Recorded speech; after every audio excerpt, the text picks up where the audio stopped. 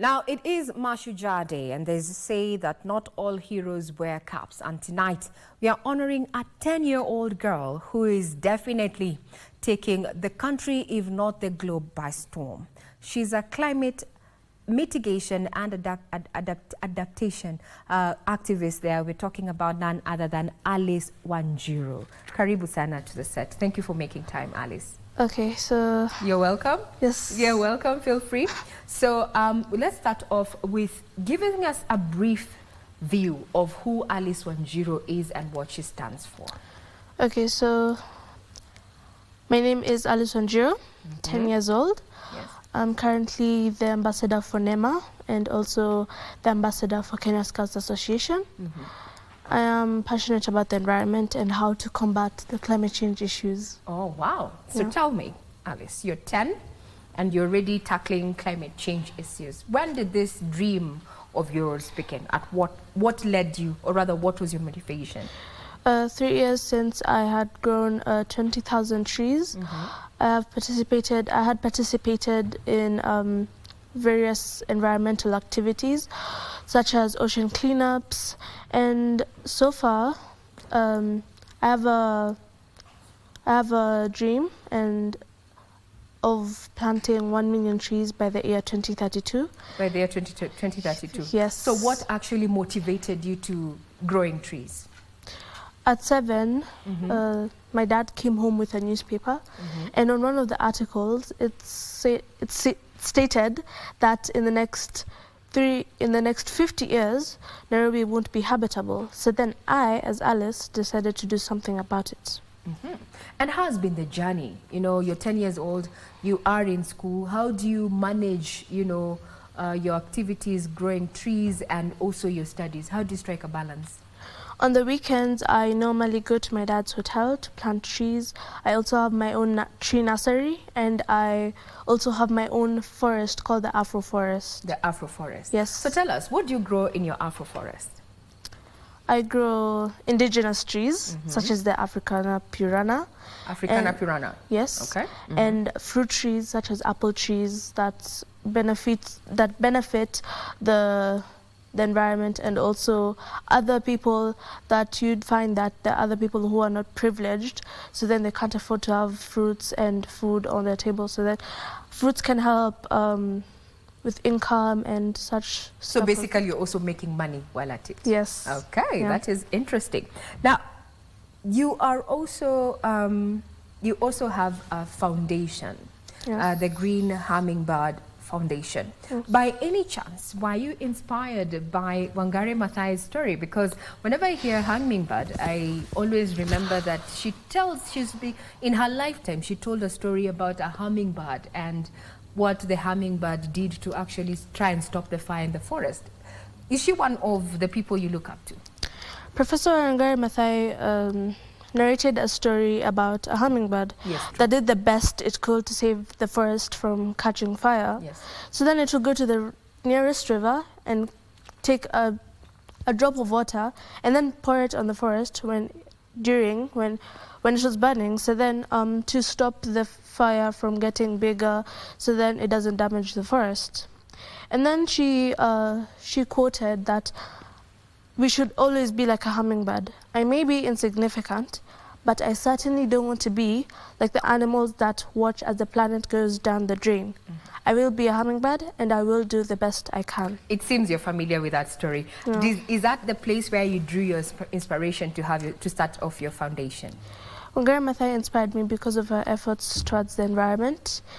I'm sure she has inspired a lot more kids than I in environmental efforts and environmental conscious projects. So I think she has inspired far more people, and that's why she was even able to win the Nobel Peace Prize, because she fought for Uhuru Gardens, she fought for Karura Forest, and so more for the environment. So now you have an ambition to grow 1 million trees, yes? By 2032. That is quite ambitious. How do you intend to actually do this? How are you going to go about it? The Kenya Scouts Association has supported me throughout my journey since I started my foundation, and I have also NEMA,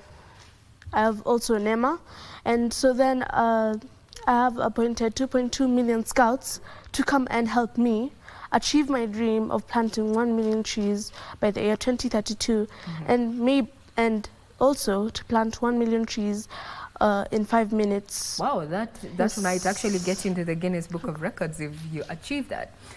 So now with this planting a tree, what's the difference between planting a tree and actually growing a tree? You'd find that some people, they just plant trees and then they leave it like that. And they think that the tree can grow in itself without care and watering it and growing it. But actually, you need to grow the tree so then it can come to help you, because you can't just leave the tree there and expect it to grow on its own and to be on its own and to grow perfectly and then give you what you need. Yes. So we need to take care of our trees. Yes. Okay.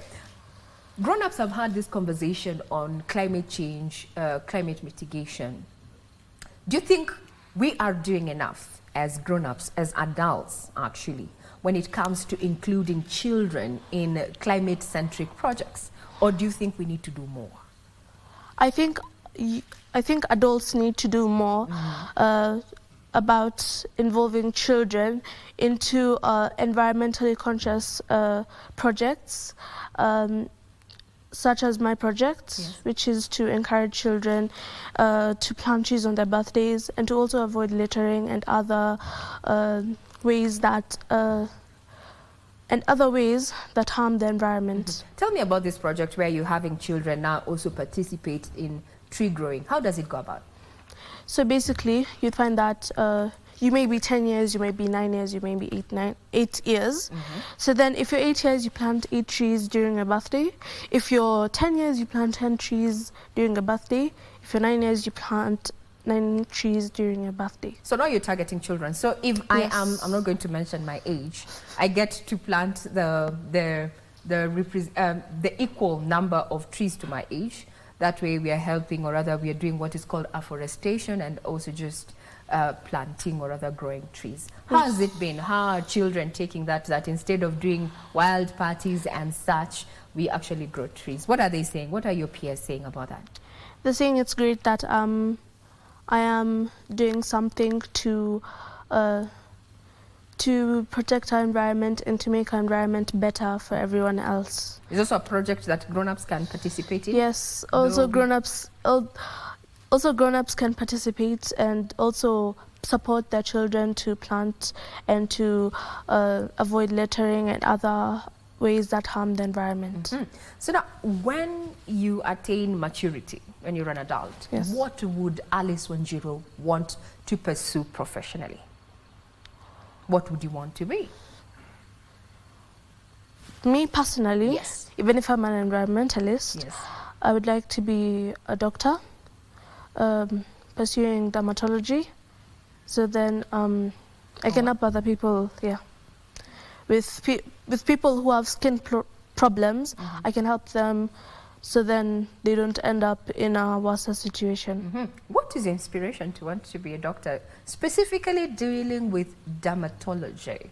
What is inspiration? I used to have eczema when I was young, so I used to go to the hospital a lot. So it's kind of inspired me to also help others. Yeah. Now, we're celebrating heroes today, this Mashuga Day. Would you term yourself as a hero? Would you refer to yourself as a hero? Maybe, because I'm encouraging other people to care about the environment. The same way when Grandmother did encourage people to grow trees and to plant trees, the same way I am doing.